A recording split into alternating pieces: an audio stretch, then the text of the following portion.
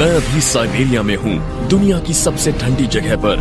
यहाँ का तापमान -68 डिग्री सेल्सियस तक पहुँच सकता है।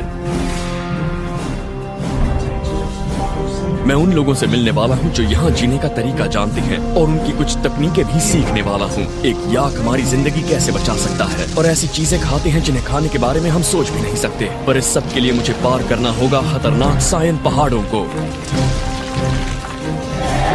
और करीब 1 करोड़ 25 लाख वर्ग किलोमीटर में फैले इस इलाके का मिजाज भी यहाँ के मौसम जैसा ही है। ये बर्फीला वीराना मेरे लिए आज तक की सबसे बड़ी चुनौती बनने वाला है। अगर आप साइबेरिया में कहीं भटक जाते हैं तो यहाँ जिंदा बचने की उम्मीद ना के बराबर होती है। यहाँ खाने के लिए कुछ भी नहीं है और बिना किसी शक के ये दुनिया की सबसे ठंडी जगह है। मुझे सायन पहाड़ों पर उतारा जाएगा और ये पहाड़ बर्फ से ढकी चोटियों की बेहद खतरनाक श्रृंखला है। मेरे और मेरे पिकअप पॉइंट के बीच ये पहाड़ एक रुकावट है। मेरे पास कुछ जरूरत की बुनियादी चीजें हैं और मेरी कैमरा टीम मेरे साथ होगी। मेरा हेलीकॉप्टर अब इस चोटी से करीब 20 फुट ऊपर मंडरा रहा है और वहां पर मुझे एक कंगूरा दिख रहा है जिसके नीचे काफी भुरभुरी बर्फ होगी। ओके, मुझे वहीं जाना है।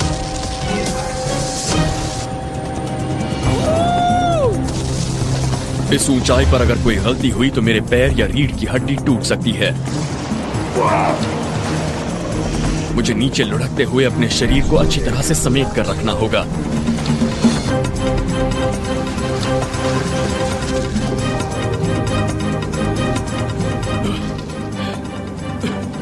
मैं यकीन से कह सकता हूं कि मैं उतर चुका हूं और आप जरा इसे देखिए।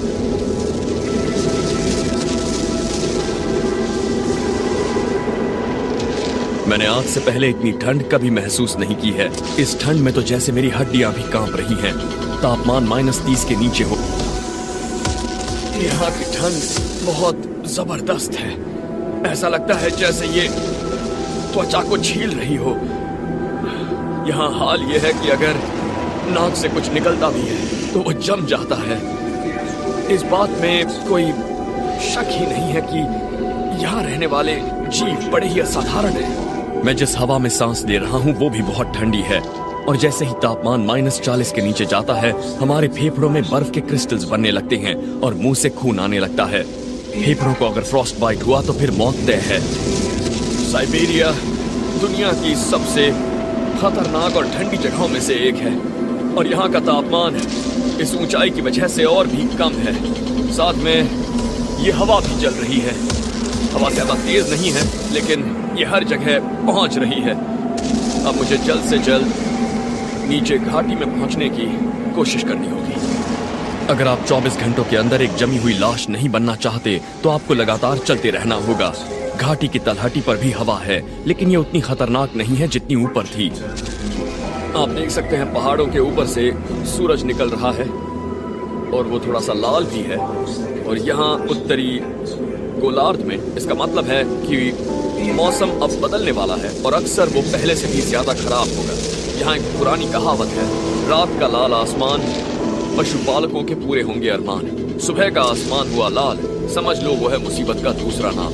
इसकी वजह यह है कि लालिमा आती है उच्च दबाव में फंसे पराग और धूल के कणों से। अगर सुबह के समय नजर आए तो मतलब वो उच्च दबाव गुजर चुका है। शाम को उसे देखने का मतलब है कि वो आपकी तरफ आने वाला है। आसमान को पढ़ना सीखकर आप मौसम की मार से बच सकते हैं लेकिन यहाँ जमीन पर भी कम मुसीबतें नहीं हैं।